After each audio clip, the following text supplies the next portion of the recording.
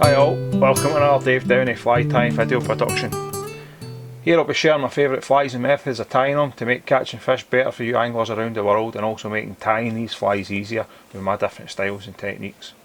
All the flies I'll be tying I personally use and they all catch fish. They're not just there to catch the angler, and at the end of each video there'll be a list of materials required to tie each fly just in case you missed it in the video, and there'll be a link to my online shop where you can purchase the flies and the materials required to tie these killer flies. I hope you all enjoy the videos, and I hope you pass it on to your buddies, your fishing mates, your pals, anybody. Feel free to share the videos on your Facebook. The more people that see them, the happier I am. So I hope you enjoy the videos. Today I'm going to be tying a Frazzle Dabbler. Now Frazzle is basically straggle with UV through it.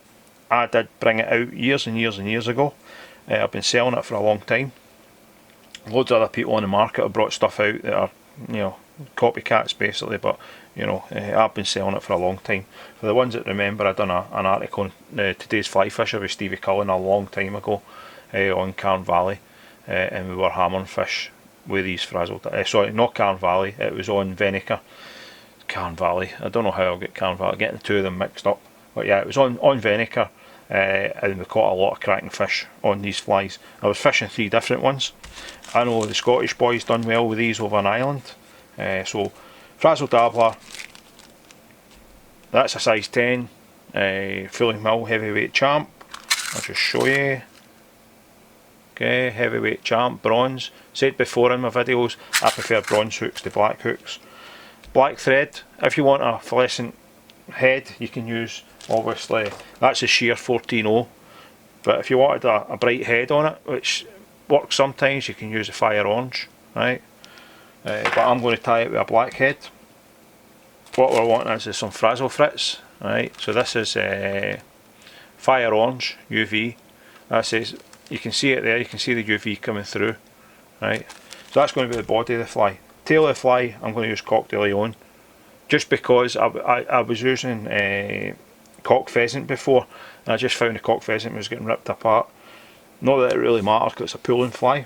And then what we need is some bronze mallard. Right, now before you ask, I don't sell bronze mallard. I could get it for you. Normally I get it from Cook's Hill. I know the Angling Centre in Glasgow's got bronze mallard. If you get anybody that goes shooting, that's a perfect person to get it off of, because you're getting it straight off the bird. Now we can tie this with either jungle cock, but I'm going to use Goose Biots today.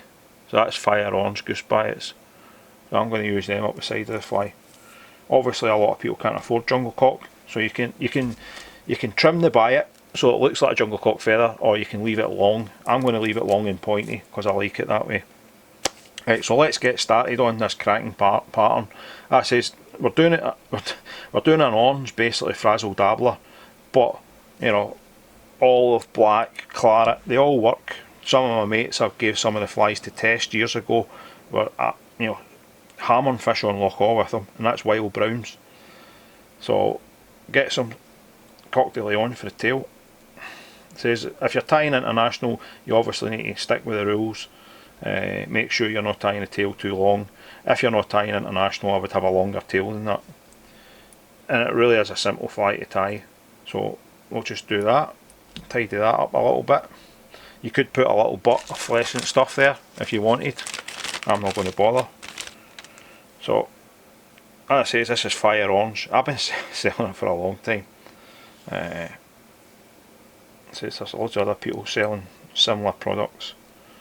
But the difference is I'm the one dyeing the products. I'm the one doing the quality control. As I said, I wouldn't ship something out to a customer that I wouldn't use myself. So just tie that in. That's going to be our body, right? There's 2 ways of doing the wing. You can do the wing normal cloak style, or you can do it, we'll do it this way, right? So what we're going to do is take the bronze mallard off. So this is for the upper wing. So I'm just fixing it so it's kind of all level. And what I'm going to do is tie it in, right, facing forward.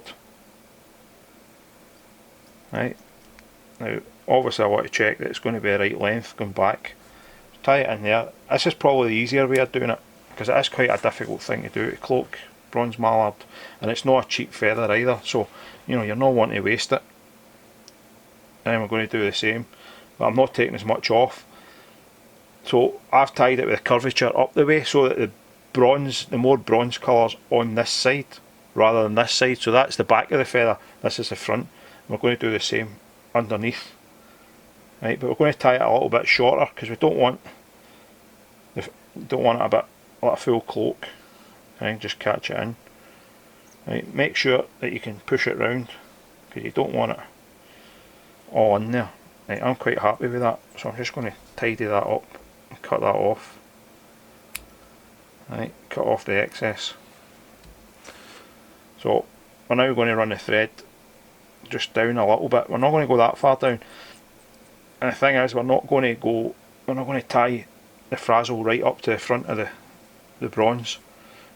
So let's just start winding that on. And this not only gives you the inner hackle, which is synthetic obviously. I can hear the Irish boys going, "Ooh, Dabbler's tied with," but yeah, it works. And the boys were using these in the international over in Ireland. Chris Scar tied a load of these up, and they were working for their guys. So it says we don't want to go too far forward. I would say probably pull that down and try and squeeze one more turn in there. That's it. The reason being, you don't want a big bulky head on it. You're going to get a kind of bulky head, but it's not going to be that bulky. I'm just going to turn that to cut that off so I can see what I'm doing, and turn it back. Right, so all we're going to do now, and it's very much similar to what guys do in the pipe flies when they're cloaking with the flash, is push all that back. Right, and split it all up. So you want to try and get an even spread on it. Okay, so once you've done that, just start tying it at front, and that's where this 14-0 thread comes in.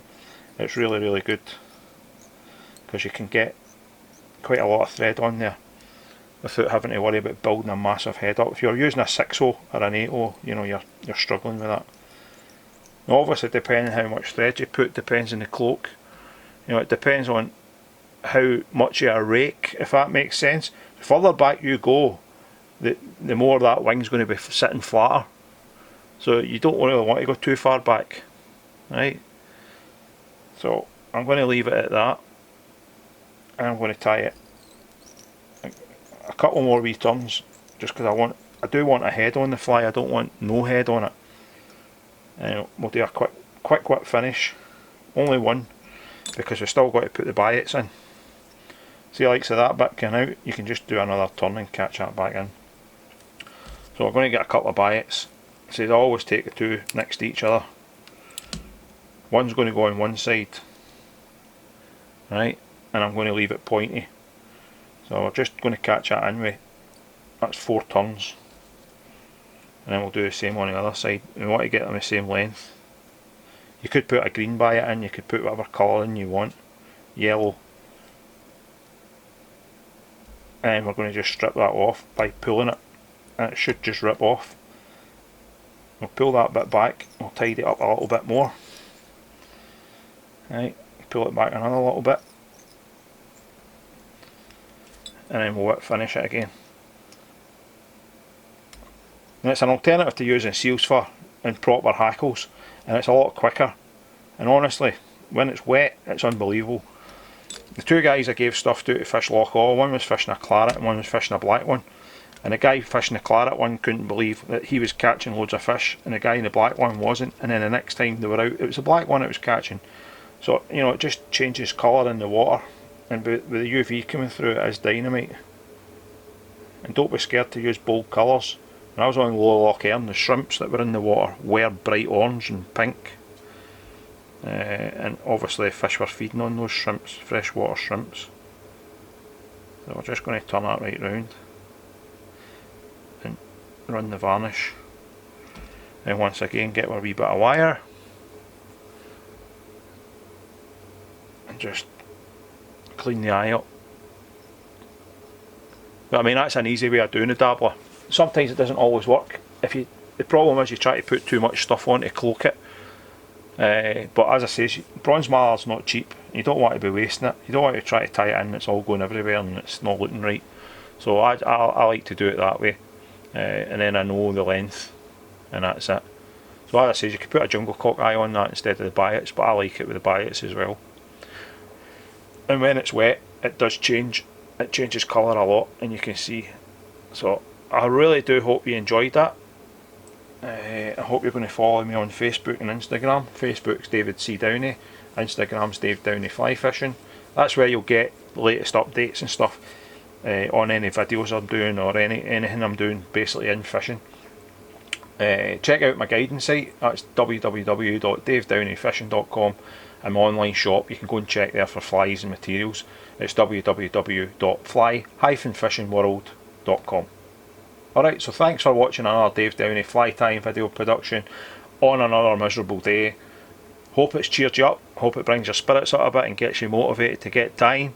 So go on, get out there, get a bit of tying done, and have some great fishing when we get a chance to get out. Tight lines, guys. Cheers.